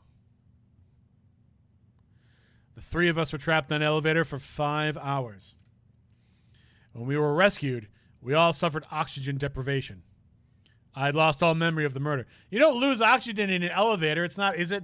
I mean, some could be airtight, but even then, like if you go up, your ears pop and everything, but it's only because you move so fast. Like, I mean, I'm sure there are some elevator shafts that are airtight. I mean, you could vacuum seal them because then you would lose the air resistance if you're going to go super fast. But like what you're talking, like we're just talking like a normal building here. It's not going to be, lost your memory. Even now, I can't recall what happened in that elevator. That was the crux of Yogi's attorney's argument in court. He claimed Yanni Yogi had been not of sound mind due to the oxygen deprivation. Yogi was released due to a lack of evidence. Innocent. That's when I changed my mind. I started to hate defense attorneys. Prosecutor Von Karma? What's your relationship with Von Karma? He's my teacher and a man who deserves respect. I learned everything I know of courtroom techniques from him. So he's like my sister was to you, Nick. He's a perfectionist in all things. In court, in his personal life, he is obsessed with doing everything perfectly. Perfectly, huh? In all the cases he has taken on, none were left unsolved. And not one suspect was declared innocent. Ever. But that's... I know. It's possible some of the suspects were indeed innocent. However, it is impossible for us to accurately determine that in every case.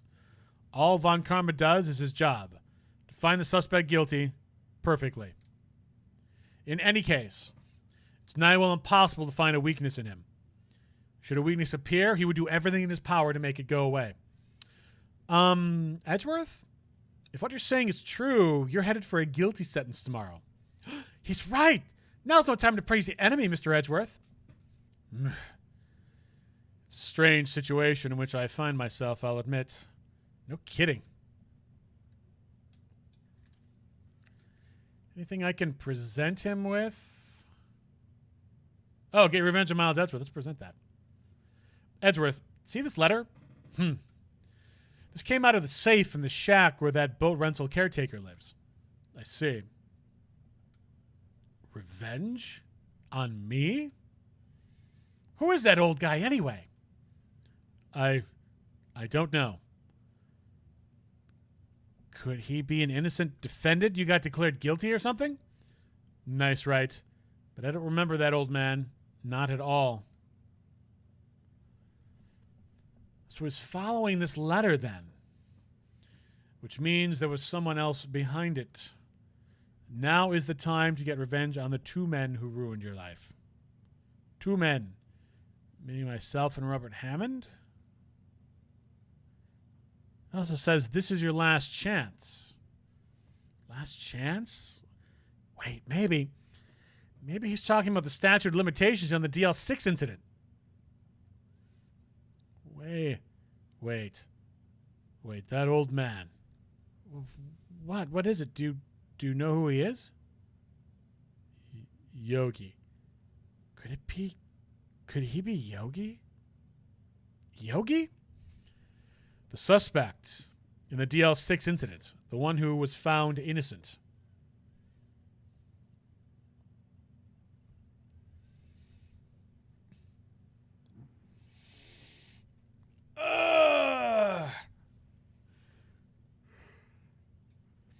I don't know that we have anything necessarily to present him. I'll try presenting stuff to him like that. Presenting the DL6 case. It was that case that changed my life. And tomorrow, December 28th, its statute of limitations run out. Tomorrow? Could that be a coincidence? But even if the case is finally closed on paper, it will never be erased from my memory. Never. Poor Mr. Edgeworth.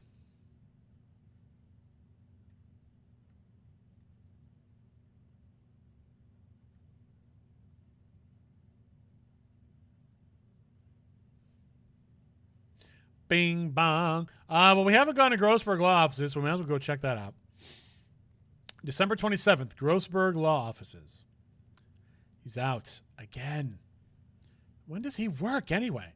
It's Christmas week. Like, the whole office should be closed like the whole week. Now, don't be harsh. Guess we'll have to come back later.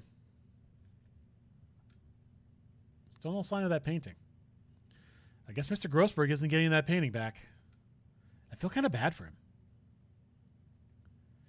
All right, so we got to do something else to trigger, obviously, Grossberg coming back. I don't know what, though.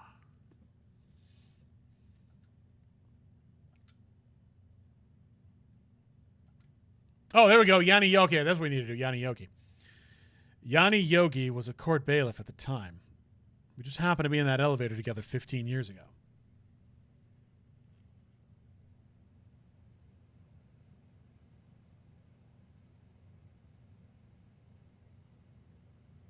The quake was incredibly strong. Before I knew it, everything was dark. We were there for so long, it felt like forever. The air thinned and the darkness closed in on us in that little box. We became unsettled.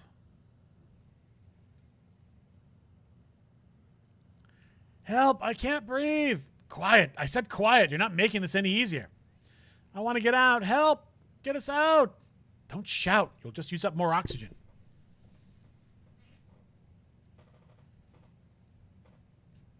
That's all I remember.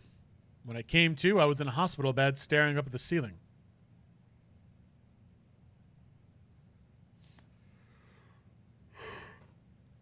In court, Yanni Yogi's mental condition was called into question.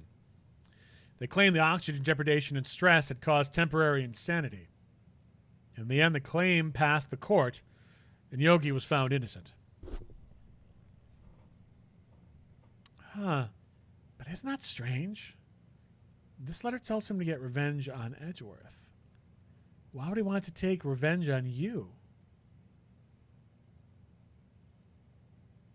Right. Yeah? There's something that's been troubling me these last few days. I didn't know whether or not I should tell you. You mean the nightmare? A nightmare I've had. A memento of crime that I committed. A crime you committed? A memory of a murder.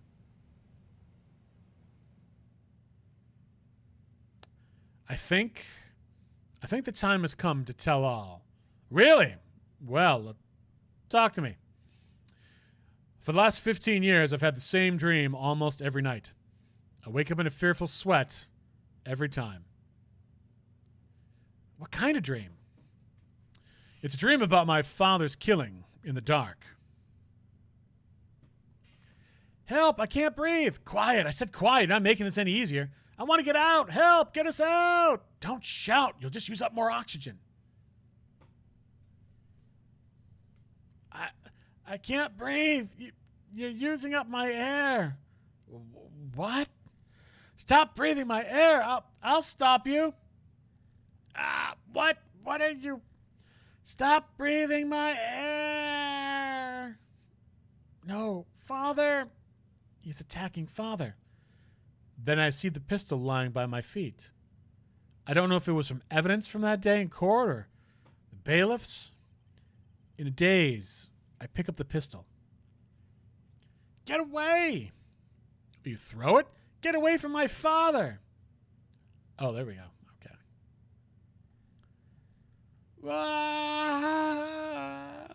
So Edgeworth did kill that person? And with that scream, I wake. It's a bone-chilling scream. A scream that has rung in my ears for the past 15 years. But that's just a dream, right? Right? That thought is the only thing that has kept me sane for the last 15 years.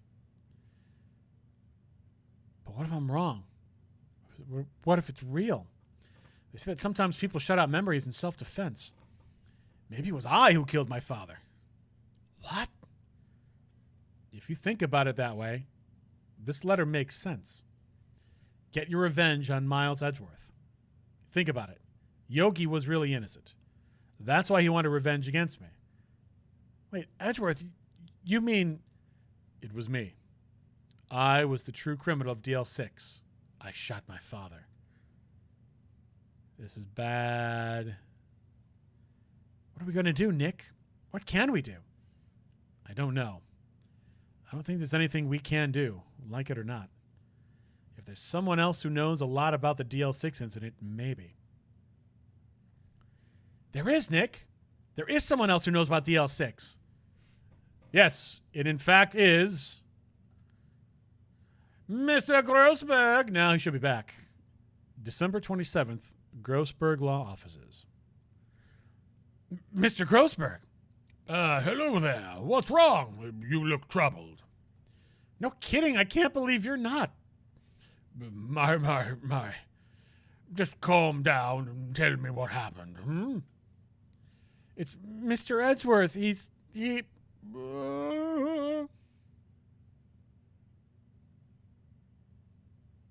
I see. So Edgeworth dreamt he shot his own father. It's only a dream. Only a dream. I wonder. What? If that's the case, then why do you two look so troubled, hmm? Well... Also, consider this. Yogi quite certainly holds a deep grudge against Miles Edgeworth. So deep he'd want to frame him for murder.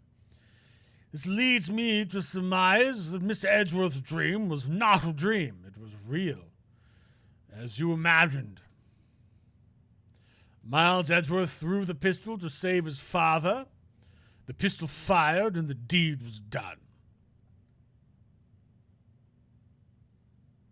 No.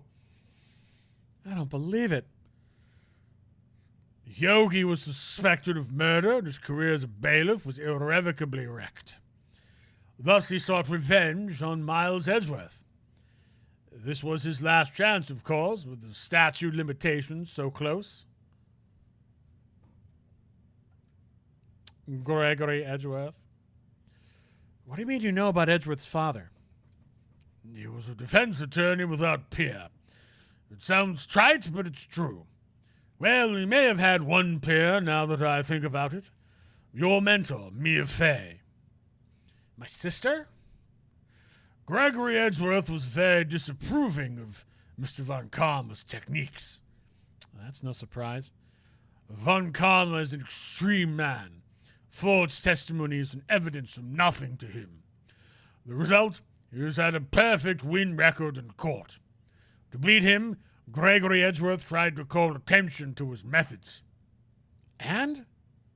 He lost and died in despair, as it were. I see. When Gregory Edgeworth was killed, the police called on a spirit medium. That was your mother, Misty Fey.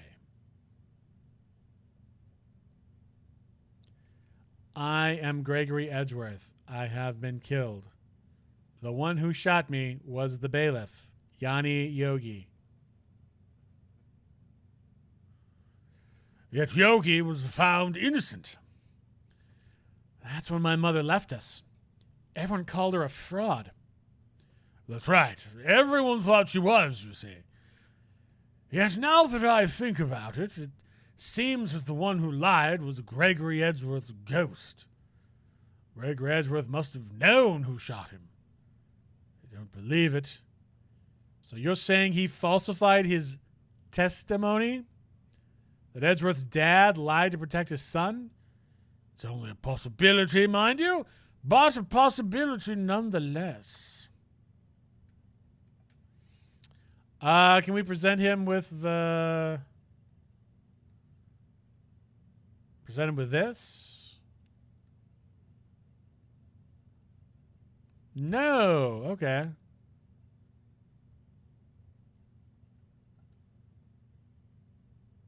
Let's head back to the law offices. One day left, Nick. Yeah, I know. Well, no time to waste. Let's get going. What to do? What do you think we should do, Maya? You would know best, Nick. Just do what you do. That should work. Wow, thanks for all the encouragement. Well, had any good ideas? It's all tied to the DL6 incident. We better find out as much as we can about that murder before tomorrow. Something that happened back then has a hold on Edgeworth, and it won't let go.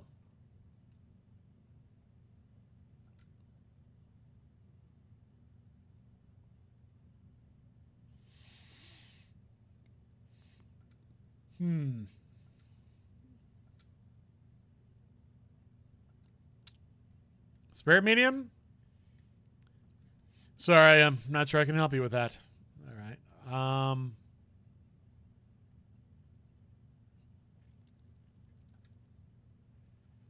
Nick, no. That's a photo of his father. Don't show him that. Sorry. You're right. Now probably is a good time to dredge up those memories. What is it? Nothing. Huh?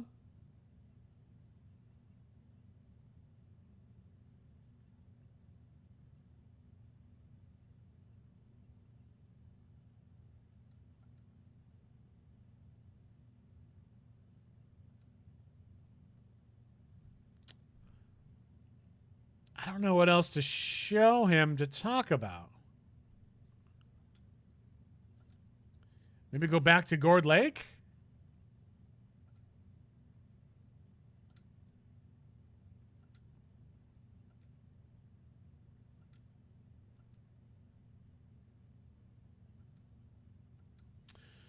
All right, not that.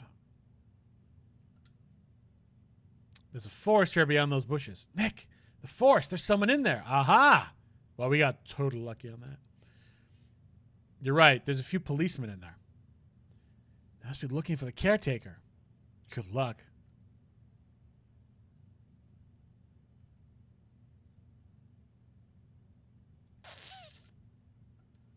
The boat rental shop. Doesn't look like anyone is around. Caretaker must have run for the hills, huh? Yeah, looks like it. He didn't seem like a bad person.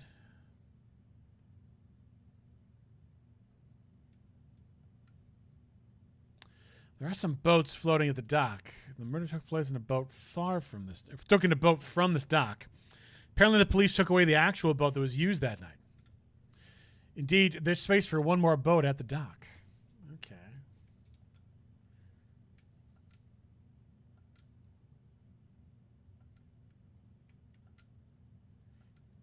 This lake sure likes to cause problems, doesn't it? Huh? I mean, everything that happened here turned out to be a lie. Gordy was a lie, and the charges against Mr. Edgeworth were all lies. I guess you're right. I mean, I'm glad the charges were all lies, but still. Trash can with no trash. At least the place is well maintained.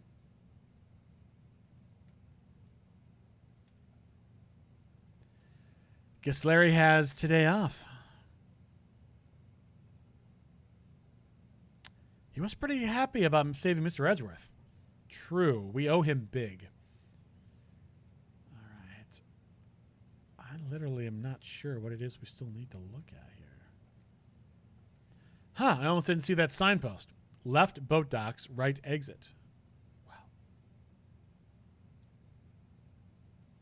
Guess Larry has today off. He was pretty happy about Mr. Edgeworth. Never mind. I'm trying to... Good Lord.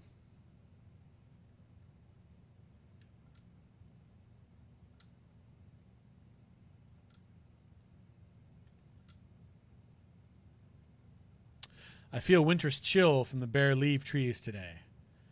What is it about winter that turns people into poets? I don't know, but my toes are starting to feel numb. Yes, my poetry has that effect on some people.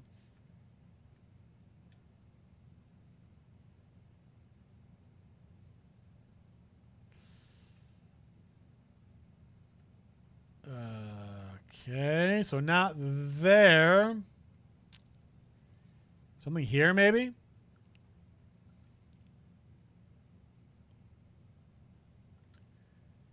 Something we can present him with?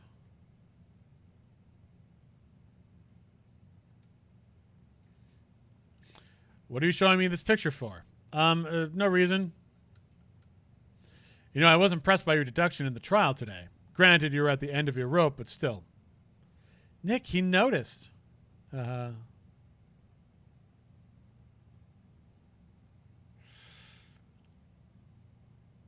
am just not sure. Yeah, I didn't think so.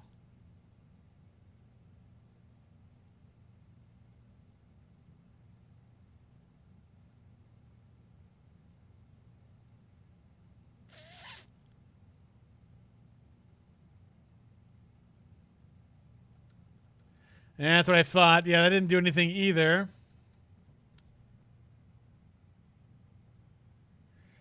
All right, what is it we have to do that we are not seeing right here?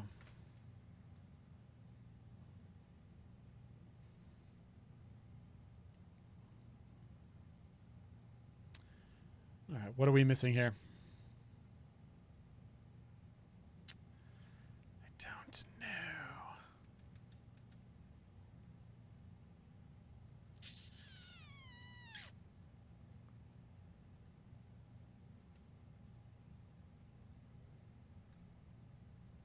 Do do do do do do, boo do do do do, bird it bird deep do boo.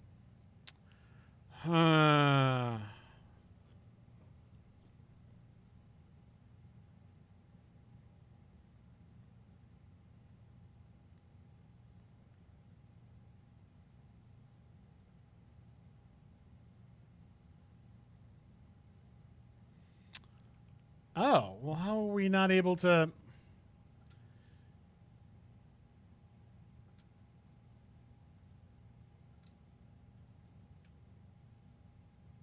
can we not check out does Polly know something? No. Well, I mean, I'm not going to say anything. But,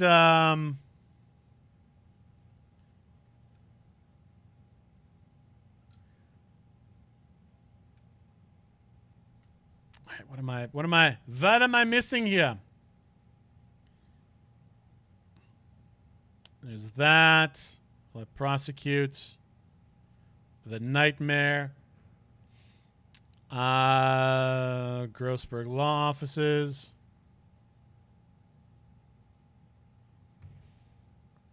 Oh, okay. I get it. Okay, I see.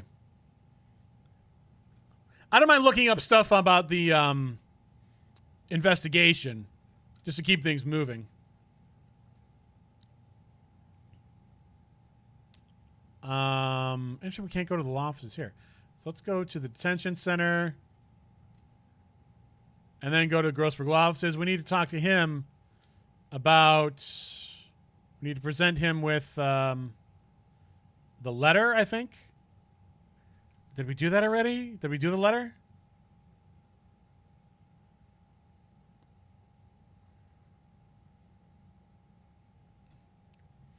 Oh, so this is the letter.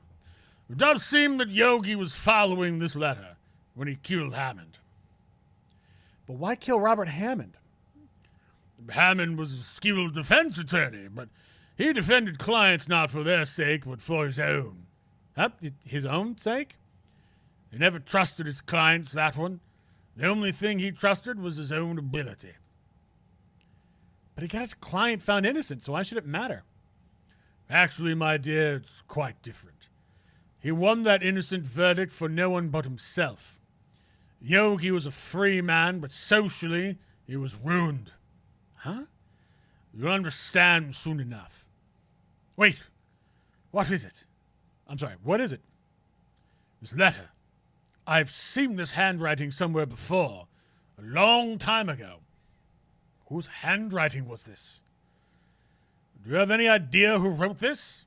Well, it wouldn't have been Miles. He was like 8. He wouldn't have wrote it for himself, which means the only other person it could have possibly be is Manfred von Karma. Could it be Manfred von Karma? Von Karma? Why would he have something to do with this? Well, I'm not sure. Von Karma. Von Karma. Well, wait! You're right, my boy. This is Von Karma's handwriting. I'm sure of it. I used to see it all the time on court reports. What? But that means that the one who told Mr. Yogi to kill was... Correct. Manfred von Karma himself. What does this mean, then? Why would von Karma want to frame Edgeworth? Because of the DL6 incident?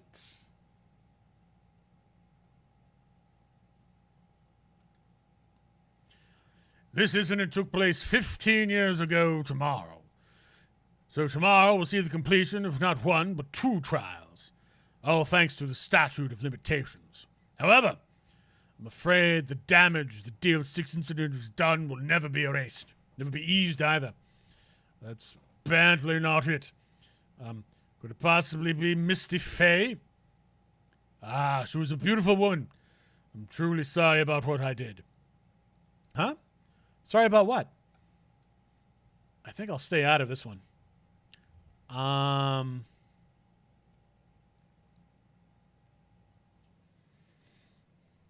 This? Gregory Edgeworth?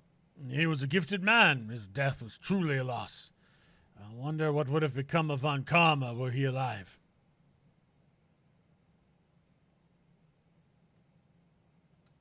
Okay, here we go. I was like, what did I have to do? If it truly was Von Karma who wrote this letter, then he would know the truth. He would know that Miles Edgeworth had accidentally killed his own father. He'll say as much tomorrow in court, I should think. He'll press the point until the court finds Miles Edgeworth guilty. No. But how could Von Karma know about Mr. Edgeworth's past like that? Even Mr. Edgeworth thought it was just a nightmare. That I do not know.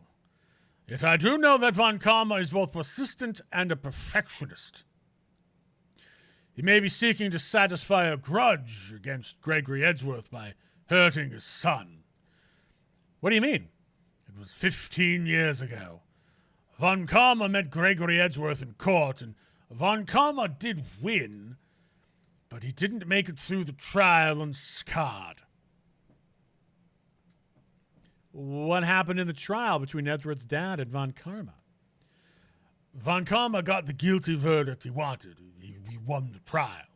But Gregory Edgeworth accused Von Karma of faulty evidence.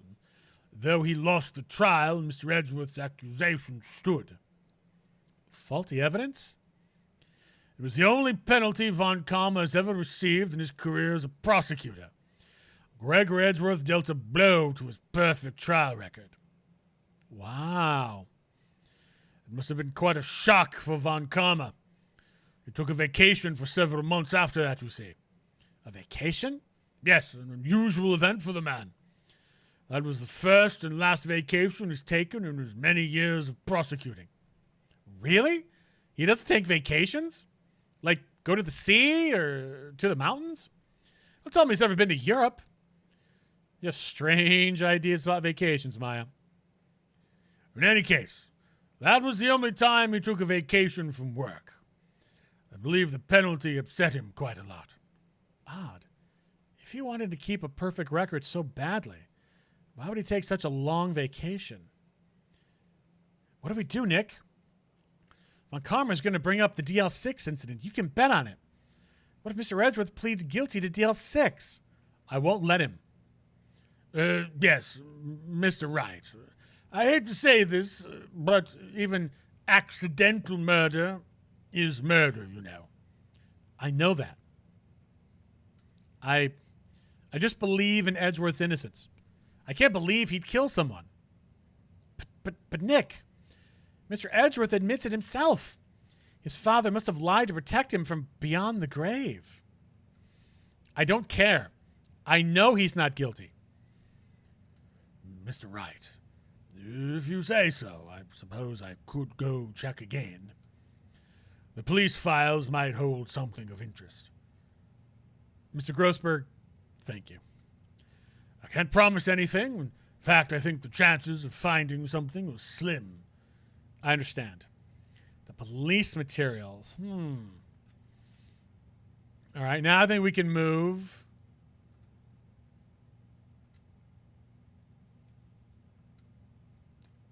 Aha, that's why I had a feeling. December 27th, Police Department, Criminal Affairs. There's hardly anyone here. Everyone must be out looking for the old guy, Yogi. Ah, it's you. I don't think Gumshoe will be coming back today. He's staying out late looking for someone. Sounds like Detective Gumshoe's pounding the pavement for real. We were wondering if we could check out the records room again. Well, now I can't just have anyone wandering around in there, but I guess Mr. Von Karma is in there now anyway. You can go in as long as he's there. Von Karma? Yes, he just arrived, actually. Von Karma's in the records room. Nick, let's hurry. Well, let's go talk to him. Detective 27, December Department, Records Room. Dusty as always. We were only here just yesterday. I'm sure they haven't had time to clean. What's wrong, Nick? Nothing. I was just noticing that he isn't here. Von Karma. Let's look at that open drawer, shall we? One of the drawers here is open. Someone must have been looking at it recently. The label says Unsolved Cases Evidence. Unsolved cases. Nick, the file for DL6, it's completely empty. What? What are you doing in here? Von Karma. You. How do you know my name? Huh? Have we met? What are you saying? We see each other every day, don't we? We're Miles Edgeworth's defense team. Defense team? Ahem. I beg your pardon, you see. I rarely remember defense attorneys. They are like bugs to me. Needless things to be crushed. I can see how this guy was Edgeworth's mentor. Mr. Edgeworth is your student, right? A romanticist who still can't shed that veneer of amateurism. Just like his father, always second rate. Mr. Von Karma, you had an axe to grind with Mr. Gregory Edgeworth, didn't you? Me? A grudge against a mere defense attorney? Why? Because he dealt a blow at your otherwise perfect trial record. So you did, but what I don't get is, why did you take his son under your wing afterward? The son of your most bitter rival. That, my dear attorney, is none of your business. Tomorrow will be the last day of this trial. It's been a while since I've had a defense attorney last this long. Still, you will lose in the end. Miles Edgeworth will admit his own guilt. His guilt of 15 years ago, you mean? You're quite the researcher. If you've done your homework so well, then certainly you must understand. You know what Miles Edgeworth will tell the court tomorrow. We were right.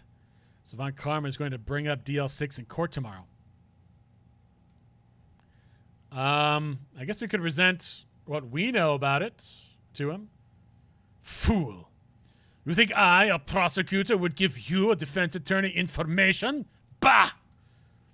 Creep.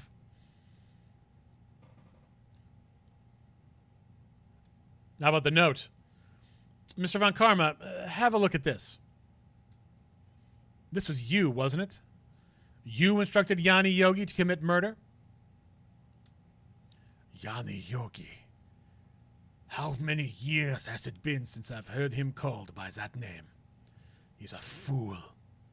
I told him to burn it after he read it. He's admitting it? So you admit it? You wrote Mr. Yogi this letter? Yes, my dear defense attorney. Thank you for taking the trouble to bring it to me. You've saved me from a lot of needless hassle. What? Nick, what is that thing? A stun gun for self-defense, usually. Indeed. 600,000 volts will course through your body like a dog touching an electric fence.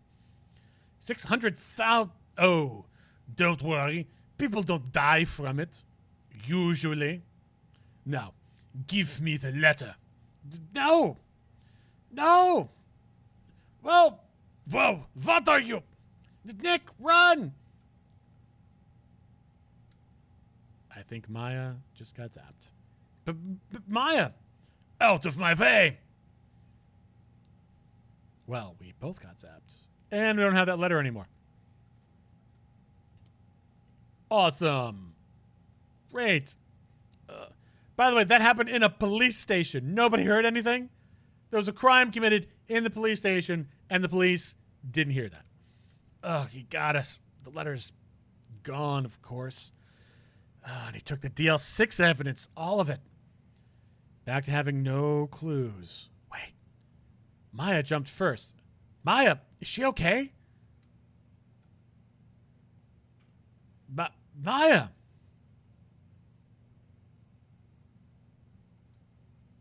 Maya, open your eyes. Maya. The letter, did he take it? Huh? Oh, yeah. Are you okay? I couldn't stop him. I jumped as fast as I could, but one shot from that thing knocked me out cold. I'm useless. That happened to me, too. Don't worry about it. That was dramatic. It was very dramatic. I'm no good as a lawyer or a medium. I can't even call my sister. Not even now when we need her the most. I wish I hadn't woken up at all. Maya. There has to be some way I can help her. I better do something about her self-confidence first. Maya. She's holding something. What is that? A bullet? DL6 incident, evidence number 7, taken from the heart of Gregory Edgeworth. I remember Von Karma was holding this when Maya jumped him. Well, we did get something. We got the DL6 bullet. I'll prove it to you, Maya. You're most definitely not useless. I'll prove it to you in court tomorrow. So I think that's where we're going to end. We've gone a couple hours. I have a feeling the trial is probably going to last quite some time. And like I said, I did not get a whole heck of a lot of sleep last night, so I do want to try and take a nap and then do the prep work that I need to prep for my Dungeons and Dragons game, of which I run for 8 people. I might actually consider. I've been thinking maybe streaming trying to get some people to do a Dungeons and Dragons game here on the Worldcon 2021 channel. I think that would be fun. Not gonna lie. I think people would get a kick out of watching it. But we'll see what happens. Anyway, let's save our progress. That is for another day.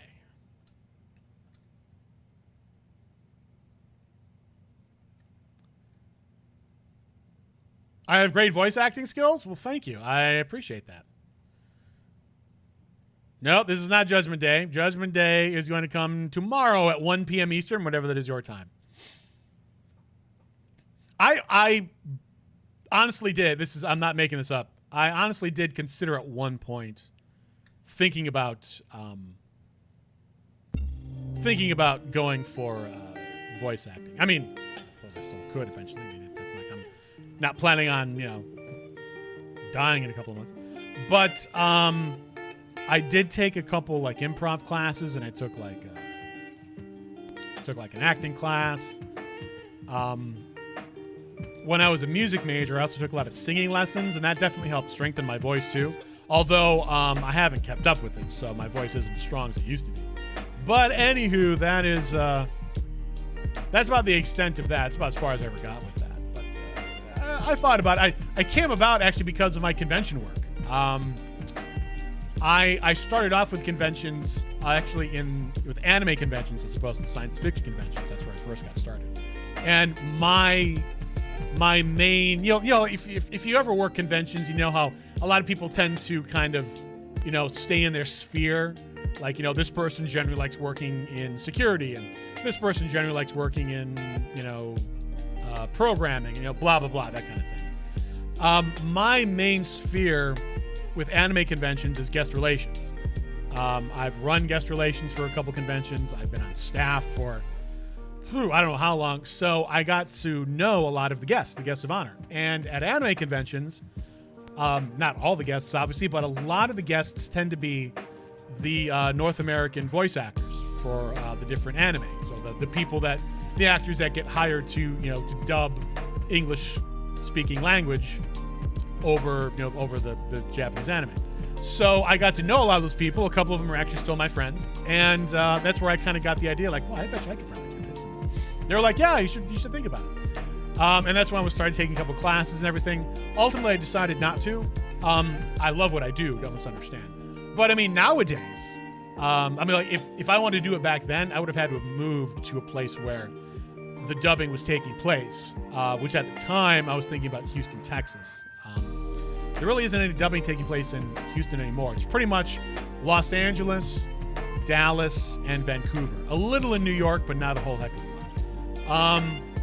So I probably would have had to move to Los Angeles or Dallas. Probably would have moved to Dallas, to be honest with you, because if I was going to follow that route, like going to Houston, when Houston would have dried up, I probably would have gone to Dallas, which would have been a lot closer. So, but that was, who knows?